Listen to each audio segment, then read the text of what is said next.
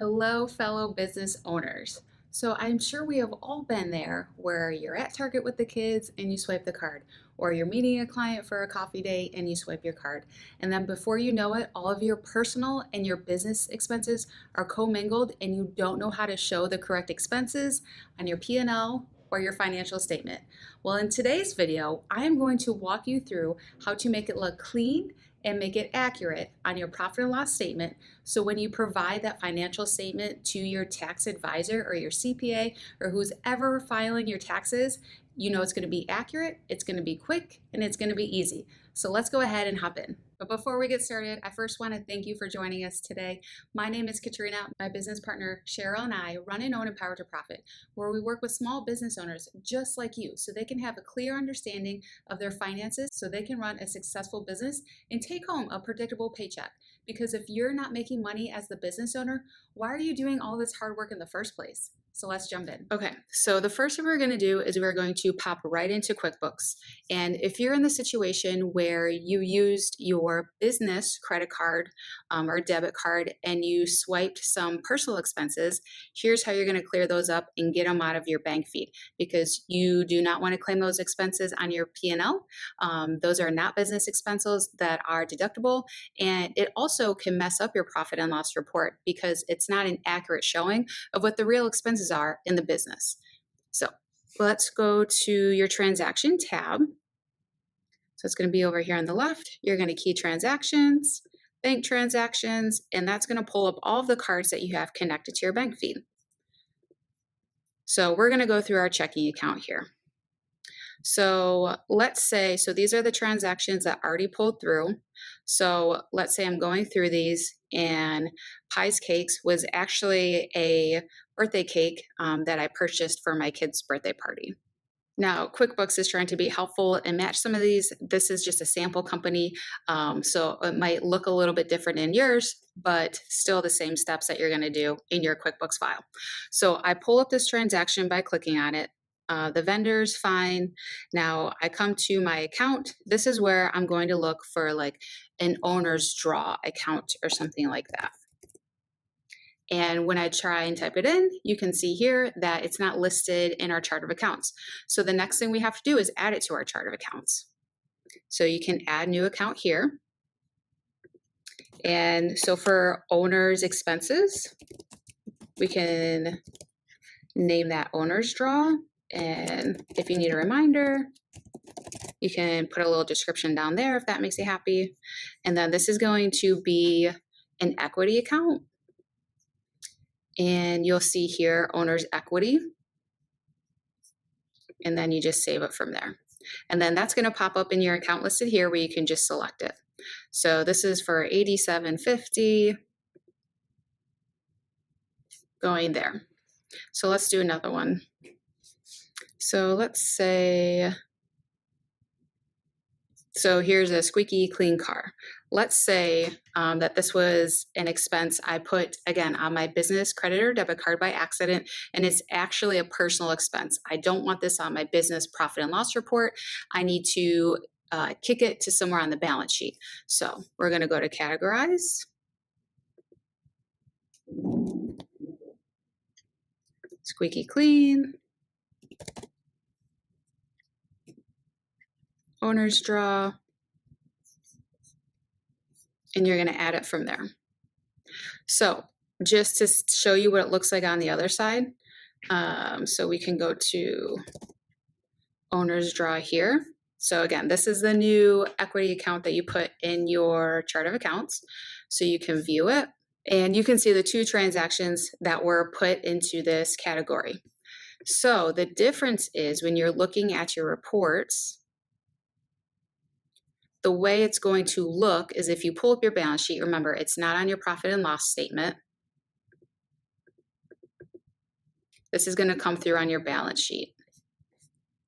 So if you scroll down to your equity accounts towards the bottom, you'll see a new line for owner's draw. And if you click on that, this is going to show you those two transactions that you dumped in there. Basically, what you're doing is you're saying, I spent business money on something for me personally. So it's like you're paying yourself out of the business for those expenses. So that's one example. The next thing that we're going to do is, let's say you bought some business expenses, but you paid for it on your personal credit card or debit card. So being that your personal cards are not connected to QuickBooks, because in QuickBooks, the only thing that should be connected are your business credit cards and your business bank accounts. You should not have any personal accounts connected to your business QuickBooks file. So how do you get these transactions in the QuickBooks file? So first we're going to come up to here to the new tab, and we're going to create a journal entry. And so typically when we're doing this for clients, we're doing it 1 month at a time. So if they did purchase anything that needs to be added to the file, we do it at end of month. So let's pretend we're working on January, and we label it the last day of the month, just to keep everything the same every single month through all of our clients. So in this line up here, you don't spend a lot of time on this, business expenses. And then, so first line here, this is where you're going to put your owner's draw account. So remember, the owner's draw account is where we record any money that you put into the business or you have taken out. So when you pay yourself, that usually goes on an owner's draw line, especially if you're like a sole prop LLC and you're just taking draws. The owner's draw category is where you record that money leaving your business bank account. And let's say I had some software expenses.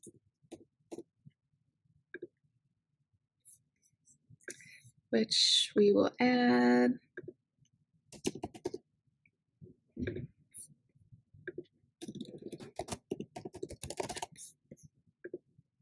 This is going to be an expense.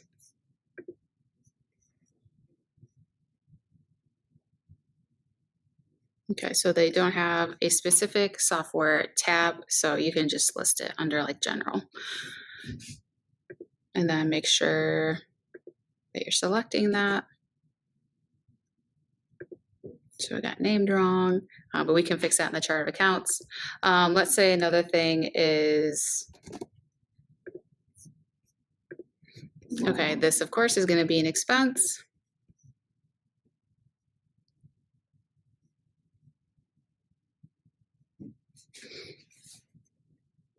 We can put it under advertising, that works. Okay, so here's the fun part. Let's see if I can move my face. Okay, so in the credit, again, this is money that you spent with your personal money to pay for business expenses. So let's say you spent $400 of your own money on business stuff, and 200 of that was software, and 200 of that was marketing. And this is for January of 2025. So a couple of things that you have to make sure you're doing correctly. Make sure you're choosing the right date and the right accounts. This is what feeds to your profit and loss statement, whatever accounts you choose, or to your balance sheet. So that is very important. Description, you can just say, I bought it on my Amex. From here, you can attach the receipts if you keep your receipts in your QuickBooks file. And then from there, you're going to save it. And then I want to show you what it looks like. You can X out here. And then if we go to our profit and loss report, you will see the software and the marketing expenses here. So that's how you capture if you've paid for something personally, but it is a business expense and you want it to be recorded on your taxes as an expense, which I highly recommend you do because that's what's going to lower your tax liability end of year for taxes that you have to pay. So I hope that was helpful. That is how you take personal expenses out of your reports or add them in if you need to. And just like that, you are on your way to keeping your QuickBooks file and your bookkeeping clean, tidy, efficient. Again, we recommend doing this at least every month. That way, when you get to the end of the year, it's not stressful and it's not chaotic. If you found this helpful, if you could just give us a thumbs up and subscribe to our channel, that way you'll get all the tips and tricks that we have to share to help keep your business bookkeeping clean, efficient, and easy. Cheers to profit!